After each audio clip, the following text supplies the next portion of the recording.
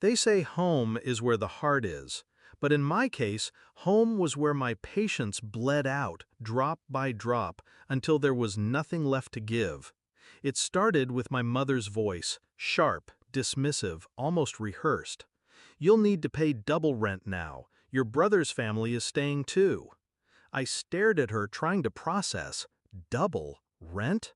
As if years of shouldering the mortgage, utilities, and groceries had meant nothing.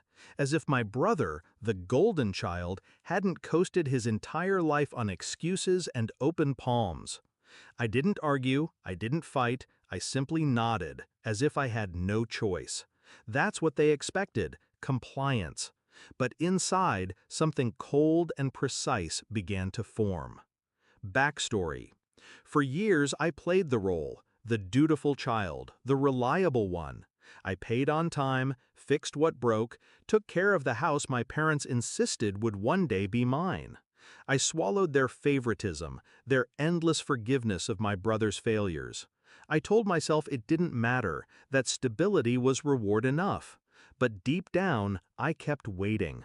Waiting for acknowledgement, gratitude, something. It never came. Instead, my brother arrived with his wife and kids like a conquering king. No rent, no groceries, just noise and mess and the smug comfort of knowing my parents would always shield him. And then, the insult. My mother's demand, double rent. That was the day my loyalty snapped. Discovery. It wasn't just neglect, it was exploitation.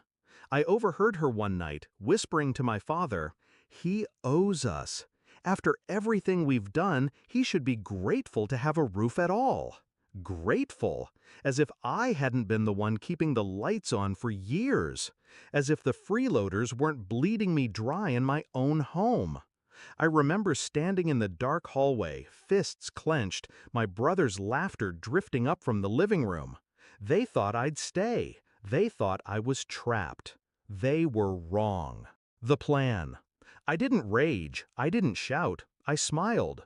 I paid the new rent without hesitation. Let them believe they'd won. Meanwhile, I started planning my escape. Step 1, I found a new place. Quiet, affordable, mine. No strings attached. Step 2, I transferred everything essential. Documents, savings, valuables, slowly, quietly. No one noticed. They were too busy enjoying their free ride. Step 3, I waited. Timing was everything. I knew the day would come when they'd push too far, when my mother's voice would cut through the air with one demand too many. And it did. The execution. Your brother's kids need more space. Maybe you could move your things out of the master bedroom for them. Her tone was casual, as if asking me to pass the salt. That was my moment. I smiled, serene, and said, "Of course." But instead of moving into another room, I moved out, completely. I left behind nothing but bare walls and silence. No warning, no note, just absence. And then, when my mother called, frantic, confused, demanding to know where I was, I finally spoke. "I've found my own place," I said, voice calm, almost tender. "Enjoy the slackers. The house is all yours now." The pause on the other end was delicious, panic creeping in. The realization that their safety net had vanished. The climax. They showed up at my new apartment days later, faces tight with forced smiles, excuses spilling from their mouths.